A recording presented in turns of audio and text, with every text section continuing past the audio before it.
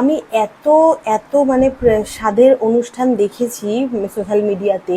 তার মধ্যে এই সাথী বিশ্বাসের অনুষ্ঠানটা আমার এত ভালো লেগেছে। আর এখন সবচেয়ে বড় কথা হচ্ছে সাধে প্রায় মানুষ নিরামিষ করছে, ভগবানের প্রসাদ দিচ্ছে। এটাই কারণ আগেকার দিনে আমি দেখতাম যে স্বাদ হলেই মাছ মাংস, যাদের মাংস প্রচলিত আছে তারা মাংস করবে, অনেক অনেক মানে আমিষ নিরামিষ মিলিয়ে করতো। কিন্তু এখন এটা পুরোটাই নিরামিষের উপর। আমি দেখেছি প্রচুর কন্টেন্ট ক্রিয়েটারকে দেখেছি নিরামিষ করতে। তো আমার কথা হচ্ছে এটাই যে আমি সাথীর এই প্রথম স্বাদে দেখলাম যে এত সুন্দর একটা ডেকোরেশন করেছে। ব্যাকগ্রাউন্ডে সাথী, তার একদিকে রাধারানী, একদিকে শ্রীকৃষ্ণ। মানে এত ভালো লাগছে ছবিটা দেখে। আর সত্যি কথা বলতে সাথী মেয়েটাকে আমার ভীষণ ভালো লাগে। এত সহবত মেয়েটার মধ্যে আছে, এত ভদ্র। আমি কোনোদিনও ভুলভাল ভিডিও দেখিনি। তো যাই হোক, মানে মানুষ যদি সত্যি ভালো হয় না, তাকে চারটে কথা ভালো বলতেই হয়। যারা খারাপ অবশ্যই তাদেরকে খারাপ বলতে হবে, এটা আমি অ্যাকসেপ্ট করতেই হবে। এবার অনেকে আমাকে বলবে তুমি তো দুমুখো সাপ। হ্যাঁ, আমি দুমুখো সাপ, আমি অ্যাকসেপ্ট করছি আমি দুমুখো সাপ।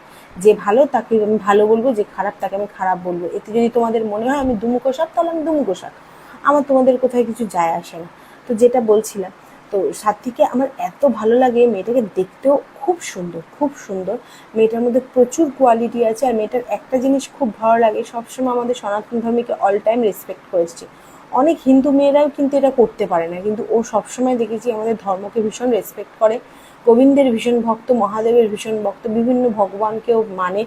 তো যাই হোক, আজকের ডেটে সাথী অনেক অনেক কংগ্রাচুলেশন, তুমি মা হতে চলেছো। মা হওয়ার জার্নিটা খুব সহজ নয়, অনেকটাই কঠিন। তুমি এই 7 মাসে অলরেডি বুঝে ফেলেছো প্রেগনেন্সিতে।